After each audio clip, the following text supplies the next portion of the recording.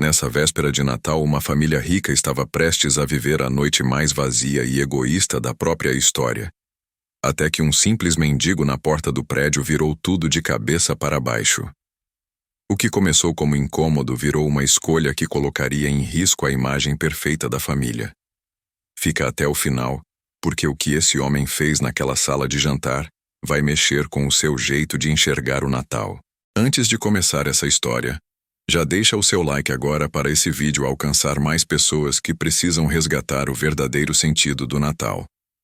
Se inscreve no canal, ativa o sininho para não perder nenhuma das próximas histórias transformadoras. Compartilha esse vídeo com alguém que anda reclamando da vida mesmo tendo tudo. E comenta aqui embaixo. O que é Natal de verdade para você hoje? Era noite de Natal em um dos bairros mais caros de São Paulo. As luzes dos prédios de luxo formavam um desenho brilhante contra o céu nublado.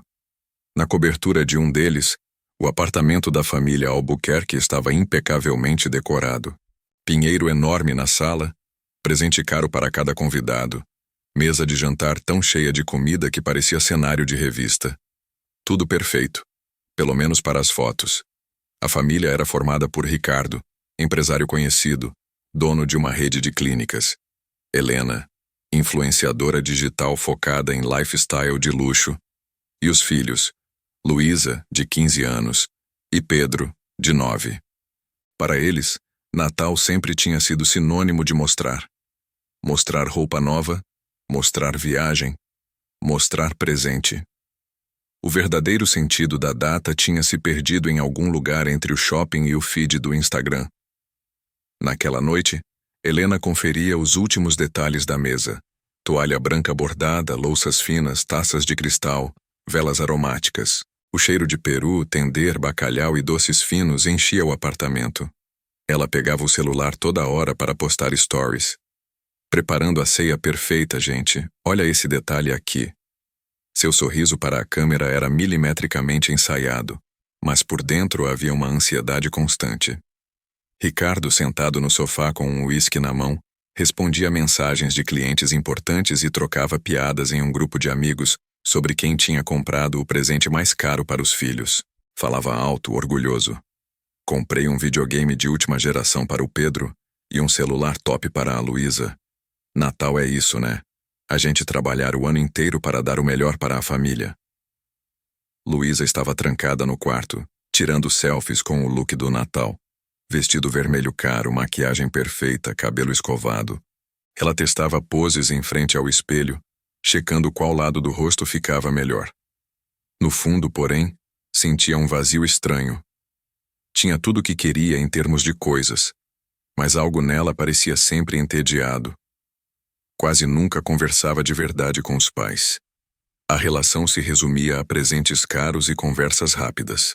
Pedro, no outro quarto, testava o videogame novo que o pai tinha dado antecipado, porque não conseguia esperar até meia-noite. Estava feliz, é claro, mas também acostumado. Desde pequeno aprendera que datas especiais significavam mais um brinquedo, mais um eletrônico, mais um algo que depois de alguns dias perderia a graça. O coração dele era bom, mas cercado de uma bolha de conforto enorme. Lá embaixo, na portaria do prédio, a realidade era bem diferente. Um homem de cerca de 50 anos, barba por fazer, roupas sujas e um casaco velho demais para o frio daquela noite, se encolhia perto do muro. O nome dele era João. Não tinha casa, não tinha família por perto, não tinha mesa farta esperando. Tinha apenas uma mochila gasta, um cobertor fino e a lembrança de natais que tinham sido muito diferentes um dia. João tinha trabalhado a vida inteira como pedreiro. Casou, teve uma filha, tentou fazer tudo certo. Mas uma sequência de tragédias o derrubou. Primeiro um acidente na obra, que o deixou meses sem conseguir trabalhar, depois a esposa adoecendo, depois dívidas, depois a perda da casa. A filha, ainda adolescente, se mudou para o interior com uma tia em busca de uma vida melhor. Ele ficou. E aos poucos, a rua virou endereço. Aquela noite de Natal era especialmente difícil para João. Ele tinha passado o dia todo tentando ganhar algum dinheiro ajudando a descarregar caminhões e fazendo pequenos bicos. Conseguiu apenas o suficiente para comprar um pão e um café fraco. Agora, enquanto via as famílias entrarem e saírem do prédio com sacolas de presentes, sentia uma mistura de saudade e vergonha. Saudade da época em que ele também chegava em casa com algo na mão. Vergonha de estar ali do lado de fora como um fantasma. Ele não estava ali exatamente pedindo. Não tinha coragem. Tinha escolhido aquele muro porque dava um pouco de proteção do vento. Ajustou o cobertor sobre os ombros, encolheu-se mais e tentou acalmar as memórias. Lembrava da filha pequena, da árvore improvisada feita com galhos, da esposa rindo mesmo com pouco. Pensava, se pelo menos eu soubesse onde minha menina está hoje. O peito apertava. O destino começou a se mover quando, lá em cima, Helena decidiu descer até a garagem para buscar uma caixa de taças que tinha esquecido no porta-malas do carro. Queria que tudo estivesse perfeito. Pegou o elevador irritada porque a entrega do bolo de sobremesa estava atrasada. No caminho, tirou mais um story reclamando do trânsito, sem imaginar que naquela descida a sua noite de Natal mudaria completamente. Assim que saiu no térreo, Helena sentiu uma corrente de ar frio passar pelo hall de entrada. O porteiro, seu José, levantou-se da cadeira com um sorriso educado e desejou: "Feliz Natal, Dona Helena." Ela respondeu de forma automática, sem realmente olhar para ele. Quando passou perto das portas de vidro, no entanto, seu olhar foi atraído por uma figura encolhida ao lado do muro, do outro lado da rua. Era João. Mesmo de longe, dava para ver que estava mal. O rosto magro, os olhos fundos, a barba desgrenhada, o casaco molhado da garoa que tinha caído mais cedo. Helena sentiu um incômodo instantâneo, um misto de pena e desconforto. Sua primeira reação foi virar o rosto e fingir que não viu. Não queria estragar o clima de Natal com aquela realidade. Mas algo nela ficou inquieto. No elevador, carregando as taças, Helena não conseguia tirar a imagem de João da cabeça. Lembrou de um comentário recente que tinha feito em uma live. Natal é sobre amor ao próximo, gente, sobre solidariedade, sobre olhar para o lado. Era bonito falar isso com uma árvore iluminada ao fundo e maquiagem perfeita. Mas ali, diante de alguém literalmente do lado, ela tinha apenas desviado o olhar. Quando chegou de volta ao apartamento, colocou as taças na mesa e tentou retomar o personagem de anfitriã perfeita.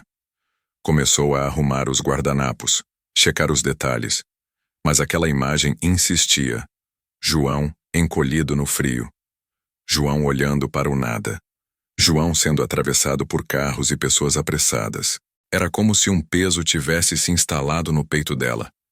Ricardo percebeu o semblante pensativo da esposa e perguntou, meio distraído: "Que cara é essa? Deu alguma coisa errada com a comida?" Ela respirou fundo e respondeu: "Tem um homem ali na frente do prédio, na rua. Está claramente com frio, com fome. E a gente aqui, com essa mesa." Ricardo deu de ombros. "Amor, infelizmente o mundo é assim. Não dá para salvar todo mundo. A gente já faz nossa parte. Doa dinheiro, lembra?"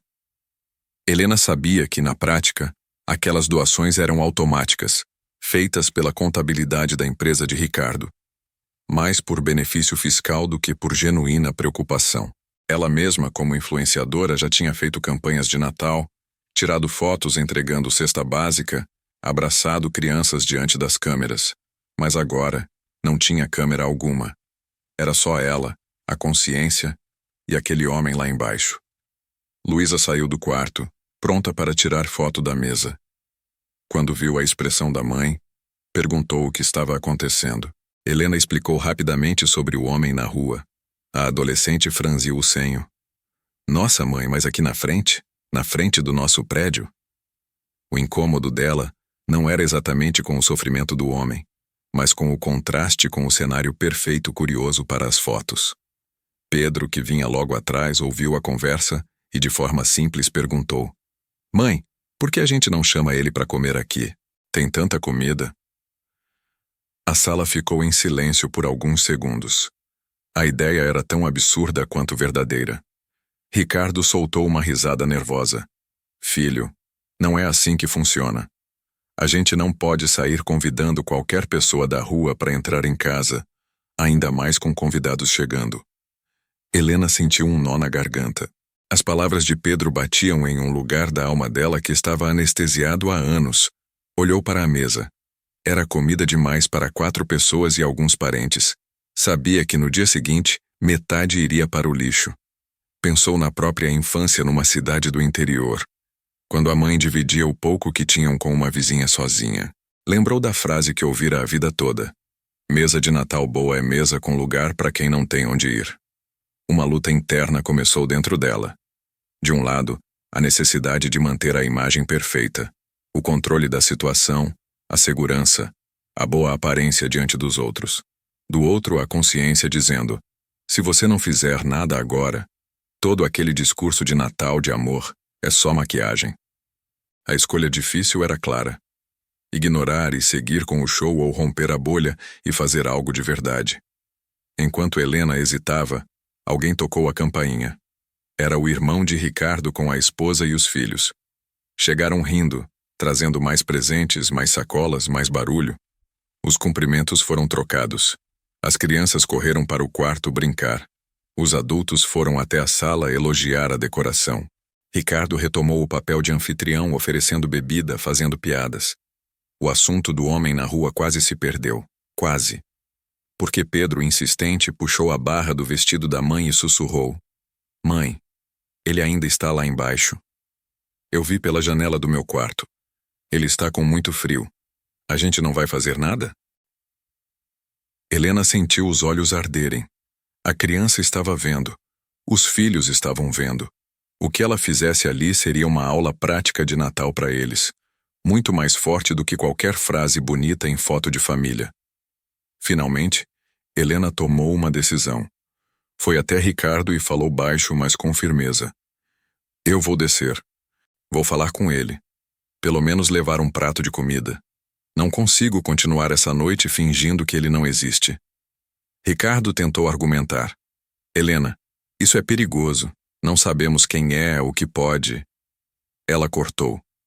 Perigoso é a gente se acostumar a ver e não sentir mais nada. Você vem comigo ou não? Ele hesitou, olhou para a família, para a mesa, para a própria imagem. No fim, levou a mão ao bolso, pegou as chaves e disse: Tá bom, vamos descer. Mas só você e eu. As crianças ficam aqui.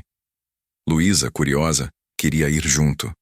Helena disse que não, que era melhor elas ficarem, mas o olhar da filha mostrava que estava acompanhando tudo. A adolescente pegou o celular e pela primeira vez naquela noite não pensou em postar, só em observar. No elevador, o silêncio era pesado. Helena segurava um prato montado com comida, coberto por um pano de prato limpo. Ricardo carregava um casaco grosso que tirou do armário, um que quase não usava.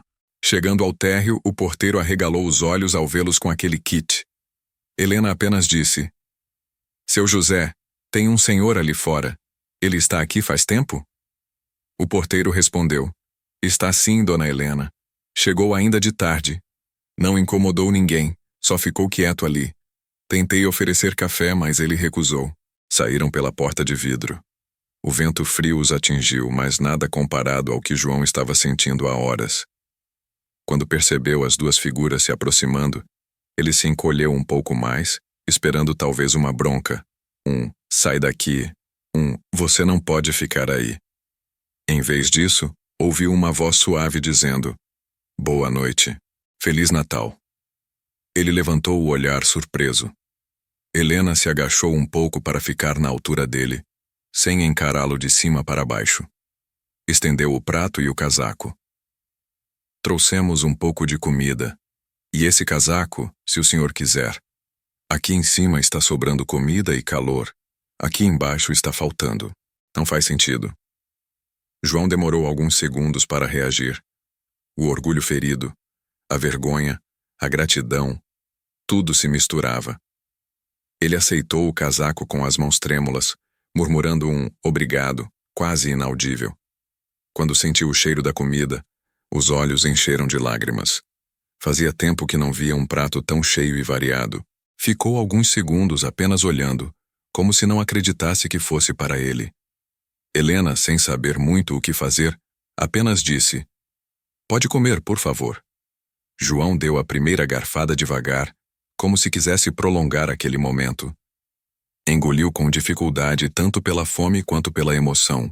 Lágrimas desciam silenciosas pelo rosto sujo. Ele limpou os olhos com as costas da mão, envergonhado, tentando disfarçar. Ricardo, que até então estava mais distante, se aproximou e perguntou: "O senhor tem família? Tem onde passar a noite?" O homem respirou fundo. Tinha. Tinha esposa, tinha uma filha. Hoje não sei. Faz anos que não vejo minha menina. A mãe dela morreu. Minha filha foi pro interior com a tia. Eu fiquei. Errei muito também. Me perdi. A rua engole a gente. No começo você acha que é temporário, quando vê já virou rotina. E aí no Natal dói mais. A gente lembra de como já foi um dia. Helena sentiu um nó na garganta apertar ainda mais. O vento frio cortava as pernas, mas ela mal percebia. Perguntou o nome. "João", ele respondeu. E quase sem pensar, ela soltou a frase que mudaria a noite. "João, o senhor aceitaria subir lá em casa para comer com a gente? Nem que seja por pouco tempo. A mesa é grande e está sobrando comida. A gente não se perdoaria se ficasse tudo aí e o senhor aqui embaixo." Ricardo arregalou os olhos. Aquilo não estava no roteiro. Era uma coisa a ajudar. Outra coisa era levar para dentro de casa. Sua mente imediata pensou em segurança, em julgamento dos outros, em repercussão. Mas também pensou nos filhos. Pensou no que Pedro tinha dito. E pela primeira vez em muito tempo decidiu não pensar tanto na própria imagem. Apenas assentiu, ainda meio desconcertado. "Se o senhor quiser, é claro." João olhou para os dois como se não acreditasse no convite. "Subir, no apartamento, com a família de vocês?" A voz dele estava embargada. Na cabeça, a frase ecoava como algo impossível. Quantas vezes tinha passado em frente a prédios como aquele, imaginando como seria a vida lá dentro. Agora estava sendo convidado a entrar.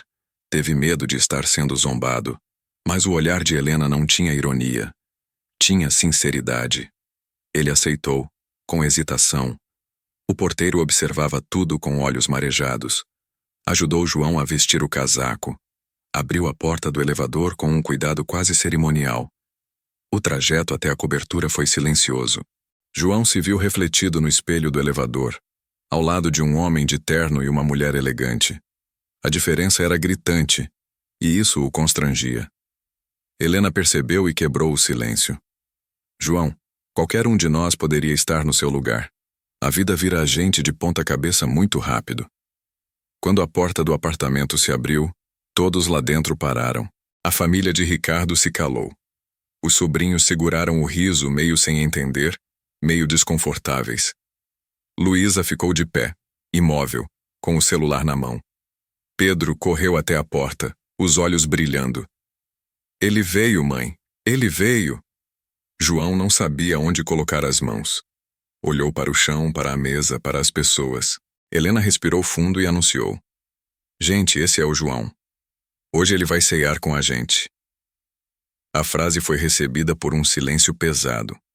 A cunhada de Ricardo olhou de cima a baixo, com uma expressão difícil de ler. O irmão dele franziu a testa. Mas o olhar de Pedro, de pura alegria, e o olhar de Luísa, de curiosidade genuína, sustentaram a decisão de Helena. Ela puxou uma cadeira perto da cabeceira e indicou para João sentar. Antes de qualquer um se servir, ela decidiu fazer algo que não fazia há anos. Sugeriu que todos dessem as mãos. A família, meio sem graça, obedeceu.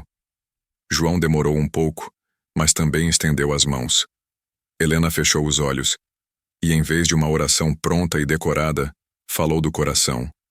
"Deus, obrigada porque hoje a nossa mesa não está cheia só de comida, mas de sentido.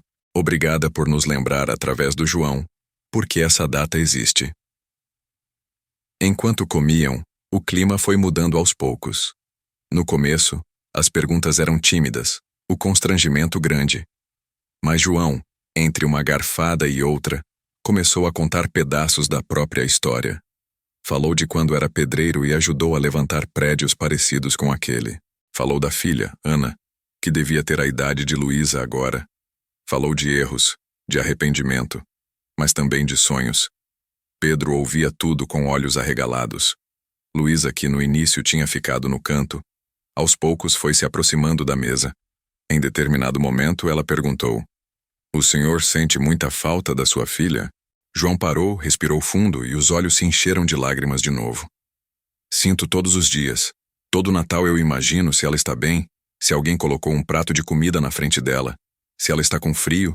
Todo pai pensa primeiro nos filhos." Aquelas palavras bateram forte em Ricardo.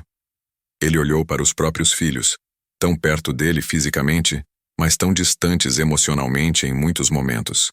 Pensou em quantas reuniões, jantares e viagens tinha priorizado, ao invés de assistir um jogo do filho ou ouvir um desabafo da filha.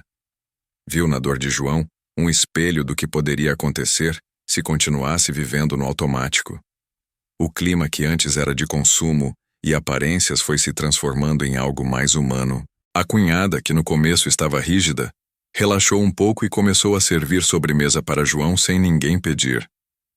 O irmão de Ricardo perguntou onde João costumava ficar, se havia algum albergue que ele conhecia. As crianças, antes assustadas, começaram a mostrar seus brinquedos para ele. Em certo momento, Pedro apareceu com um embrulho nas mãos. Era o videogame antigo dele, o que tinha sido substituído pelo novo. Entregou para João com uma seriedade incrível para seus 9 anos. "É para o senhor, não é comida, mas é algo que eu gosto muito. Se o senhor não tiver onde ligar, pode dar para algum menino que o senhor encontrar na rua. Só não joga fora, tá?" João não sabia o que dizer. Abraçou o garoto com cuidado, como se ele fosse feito de vidro. A noite passou, e a presença de João transformou completamente o ambiente. Nadou de superficialidade e virou conversa profunda. Piadas sobre presentes caros deram lugar a histórias de perda e superação. Helena, que no início queria postar tudo, decidiu não gravar nada. Sentiu que aquele momento era sagrado demais para virar conteúdo. Era para ser vivido, não exibido. Quando a ceia terminou, o relógio já passava da meia-noite. Helena e Ricardo ofereceram para João tomar um banho rápido e trocar de roupa com peças que separaram do armário. Ele aceitou ainda sem acreditar totalmente no que estava acontecendo. Depois arrumaram uma marmita caprichada, uma sacola com roupas e um envelope com dinheiro e contatos de instituições que poderiam ajudá-lo a recomeçar. Mas a virada grande ainda estava por vir. Enquanto João se preparava para descer, Luísa teve uma ideia impulsiva. Pegou o celular, abriu a rede social, digitou o nome Ana Barbosa, acompanhado de algumas informações vagas que João tinha dado sobre a cidade onde a filha tinha ido morar. Começou a procurar perfis que batessem com a idade. Não sabia bem o que queria fazer, só sentia que precisava tentar alguma coisa. Depois de alguns minutos de busca, encontrou um perfil que chamou a atenção. Foto de uma jovem simples, da mesma região que ele havia mencionado, e uma legenda antiga em que ela falava de "saudade do meu pai João que sumiu". O coração de Luísa disparou. Mostrou o perfil para Helena. As duas se olharam. Ricardo se aproximou. João, curioso, perguntou o que era. Helena respirou fundo e explicou com calma. "João, a gente não sabe se é ela, mas talvez tenha encontrado uma pista da sua filha." Mostrou o celular tremendo levemente. Ele pegou o aparelho nas mãos com muita delicadeza, como se tivesse medo de quebrar a tela. Quando leu o nome e viu a foto, o mundo parou. O rosto tinha traços da mãe, traços dele. Era ela. Era Ana. As pernas de João ficaram bambas. Precisou sentar. Não chorou alto, mas o choro veio fundo, silencioso, daqueles que sacodem a alma. "É ela. É ela. Minha menina." Repetia como um mantra, como se estivesse com medo de que, se parasse de falar, a realidade escorresse pelos dedos. Helena colocou a mão no ombro dele. Ricardo, sem saber o que dizer, apenas ficou ali, presente. Luísa sugeriu enviar uma mensagem. Escreveram juntos cuidadosamente. João digitava devagar, pedindo desculpas pela ausência, dizendo que pensava nela todos os dias, explicando que a vida tinha sido dura e que ele tinha se perdido, mas que nunca esqueceu. Mandou a mensagem e, por um tempo, ficaram todos na sala, em silêncio, olhando para o celular como se fosse uma vela acesa. Os minutos pareciam horas. João, acostumado a não esperar nada de ninguém, já tentava se preparar para a possibilidade de nunca receber resposta. Mas naquela noite, naquela hora, algo diferente aconteceu. O celular vibrou. Ana respondeu. A mensagem era breve, confusa, mas cheia de emoção. Pai, é o senhor mesmo? Onde está? Eu rezei hoje pedindo um sinal. Se for você, meu Natal já valeu a pena. A partir daí, tudo ganhou um tom quase milagroso. Eles combinaram uma videochamada rápida. Helena ajudou João a se posicionar, ajustar o celular. Quando a imagem conectou, pai e filha se encararam pela tela depois de anos. Não era um reencontro perfeito, cheio de frases certas. Era cheio de pausas, de lágrimas, de "me perdoa", de "eu pensei que você tivesse me esquecido". Mas era real, vivo, necessário. A família Albuquerque assistia àquela cena com lágrimas nos olhos. Haviam convidado um desconhecido para a ceia e, sem querer, se tornaram ponte para um reencontro de pai e filha. A própria ideia de Natal, que para eles até então era só comida e presente, ganhou um sentido completamente novo. Reconexão, reparação, renascimento. João desceu de volta para a rua naquela noite, mas não desceu igual. Tinha casaco, comida, saco de roupas, um pouco de dinheiro, números de instituições e, acima de tudo, tinha o contato da filha. Tinha um plano de reencontro para o início do ano seguinte, com a ajuda da própria família que o acolheu por uma noite. A vida ainda seria difícil, mas agora tinha direção. Já na madrugada, depois que tudo se acalmou, Helena foi até a varanda. Olhou para a cidade, para as luzes, para a lua tímida entre as nuvens. Sentiu uma paz que não sentia há muito tempo. Ricardo a abraçou por trás. Acho que esse foi o nosso primeiro Natal de verdade, ele disse. Ela concordou, com um sorriso cansado e sincero. A gente sempre teve mesa cheia de comida. Hoje, pela primeira vez, a mesa ficou cheia de sentido. Luísa, deitada na cama, encarava o teto.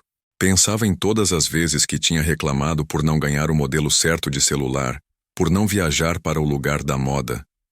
Sentia uma vergonha boa, aquela que faz a gente querer ser melhor. Abriu o aplicativo que passara a noite toda alimentando com fotos superficiais e dessa vez escreveu apenas: "Hoje eu entendi que Natal não é sobre o que a gente mostra, é sobre quem a gente escolhe ver." Pedro, agarrado ao travesseiro, lembrava do abraço de João. E tomou uma decisão infantil e poderosa. Todo Natal, a partir dali, pediria de presente não brinquedo, mas a chance de ajudar alguém que tivesse menos. Era um desejo simples, mas capaz de mudar o rumo de uma família inteira. Na manhã do dia 25, a família Albuquerque acordou diferente. A ceia ainda estava ali em restos na cozinha. Os presentes ainda estavam embaixo da árvore. Mas o que realmente ecoava era a imagem daquele homem sentado à mesa, falando da filha, reencontrando-a através de uma tela. E a certeza de que, se eles tivessem decidido virar o rosto, nada daquilo teria acontecido. O mendigo que mudou o Natal de uma família rica não fez mágica, não trouxe presente, não deu lição de moral. Ele simplesmente existiu, com a própria dor escancarada, e aceitou ser visto. E ao aceitarem enxergá-lo, aquela família se viu também. Viu as próprias faltas, o próprio vazio e encontrou um caminho novo. Agora eu te pergunto e quero que responda de coração nos comentários. Você tem Joões passando na porta da sua vida que você escolhe não ver? Quem é a pessoa que você anda ignorando por medo, por preguiça, por conveniência? E se você tomar uma decisão diferente neste próximo Natal, de realmente enxergar e se aproximar, o que será que pode mudar na sua história e na história de alguém?